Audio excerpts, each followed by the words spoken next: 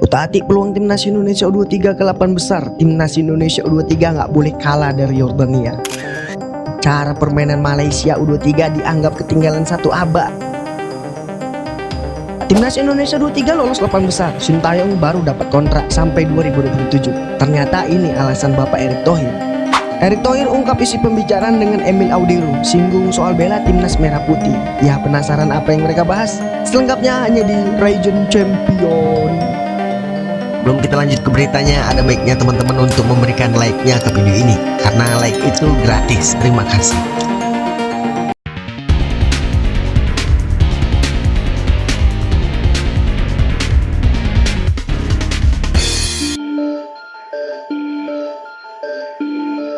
Timnas Indonesia U23 memiliki peluang untuk lolos ke perempat final Piala Asia U23 2024. Namun tim asuhan Sintayong itu juga bisa terpleset dan pulang lebih cepat. Lalu harus bagaimana tim Garuda Muda di laga terakhirnya?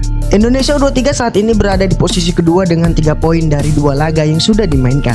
Tim Merah Putih kalah 0-2 dari Qatar di laga pertama dan menang 1-0 atas Australia di laga kedua. Kemenangan atas Australia berkat gol tunggal Komang Teguh memang membuka peluang tim Garuda Muda untuk bisa lolos ke perempat final.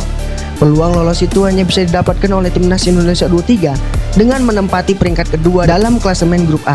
Maklum, tim tuan rumah Qatar sudah dipastikan menjadi juara grup A dengan 2 kemenangan yang sudah mereka raih. Bahkan jika timnas Indonesia U23 bisa meraih kemenangan di laga terakhir dan Qatar pun kalah, tim Garuda Muda tetap akan berada di peringkat kedua karena kalah secara head to head dari Qatar. Namun bagaimana sebenarnya kans timnas Indonesia lolos ke perempat final? Bagaimana pula skenario yang melenggangkan tim asuhan Sintayong itu atau justru menghentikan di laga terakhir? Yang jelas timnas Indonesia ingin mengakhiri fase grup Piala Asia U23 2024 dengan kemenangan atas Yordania. Apalagi lawan terakhir tim Garuda Muda itu juga belum berhasil meraih kemenangan. Yordania mengawali kiprah Piala Asia U23 dengan hasil imbang tanpa gol melawan Australia. Namun mereka harus kalah 1-2 dari Qatar di laga keduanya. Hasil yang diraih Yordania itu membuat timnas Indonesia U23 punya kans untuk memenangi pertandingan. Dengan 6 poin di tangan, tim Garuda Muda tidak akan bisa tergeser dari peringkat kedua meski Australia mampu menang besar atas Qatar. Lantas bagaimana jika timnas Indonesia yang mampu bermain imbang melawan Yordania nantinya di laga terakhir? Hasil imbang itu akan membuat timnas Indonesia mengoleksi 4 poin dari 3 laga. Sementara Yordania akan punya 2 poin. Perolehan 4 poin yang dimiliki timnas Indonesia berpotensi disamakan oleh Australia U23.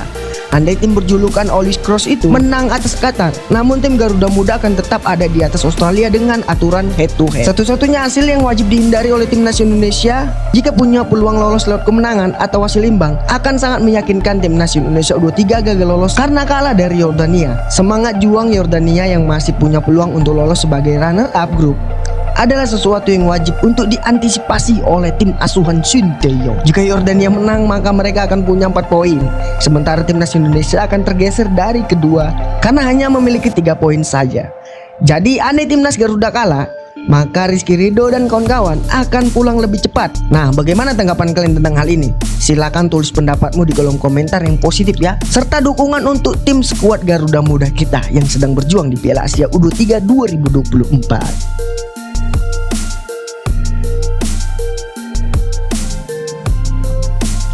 Permainan timnas Indonesia U23 disebut lebih maju 1 abad ketimbang timnas Malaysia U23. Pendapat itu disampaikan langsung oleh masyarakat Malaysia sendiri. Ia mengatakan seperti itu karena kecewa sepak bola Malaysia tak kunjung berkembang. Federasi Sepak Bola Malaysia seperti tidak mau mencontoh cara PSSI yang pelan-pelan berhasil meningkatkan prestasi tim nasional mereka. Di bawah asuhan Sintayong, timnas Indonesia mulai menembus persaingan papan tengah Asia. Terbukti timnas Indonesia berhasil lolos ke 16 besar Piala Asia 2023, sesuatu yang gagal dicapai oleh timnas Malaysia. Selain itu, timnas Indonesia juga melangkah lagi lolos ke babak ketiga kualifikasi Piala Dunia 2026 zona Asia setelah 2 kali menang atas wakil Asia Tenggara yaitu Vietnam. Bagaimana dengan timnas Malaysia? Jika kalah dari Kyrgyzstan di matchday kelima, skuad Harimau Malaya dipastikan gagal lolos ke babak ketiga kualifikasi Piala Dunia 2026 zona Asia. Hasil buruk yang dialami senior berlanjut ke timnas Malaysia U23 di laga pertama di grup D. Malaysia U23 tumbang dengan skor 0-2 dari timnas Uzbekistan U23. Jika kalah nantinya dari timnas Vietnam di matchday kedua ini, Malaysia U23 dipastikan akan mudik dari Piala Asia U23 2024. Sedangkan timnas Indonesia U23 selangkah lagi lolos ke perempat final Piala Asia U23 setelah menang 1-0 atas Australia. Sebenarnya skuad Garuda Muda hanya membutuhkan hasil imbang kontra Yordania U23 di laga pamungkas grup A untuk menyegel tempat di perempat final Piala Asia ini. Lawan berat menanti timnas Indonesia jika lolos ke perempat final Piala Asia U23. Di babak ini, timnas Indonesia kemungkinan akan berhadapan dengan tim Korsel U23 atau Jepang U23.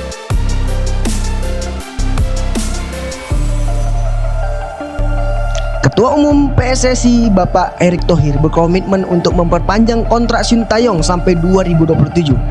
Asalkan timnas Indonesia U23 lolos ke 8 besar Piala Asia U23.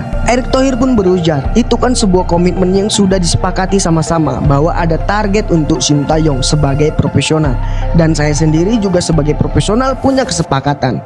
Nah, jangan dijadikan polemik begitu. Jadi sudah ada hal yang disepakati. Pernyataan media juga bagaimana kalau tidak lolos ke 8 besar, yaitu baru penilaian yang berbeda. Tapi saya bersama PSSI kami berdiri tegak di atas wilayah profesionalisme. Ketika kita bersepakat itu, ya itu yang kita pegang. Puas ya tidak puas, tapi tadi jangan dipotong-potong, kata Erick Thohir.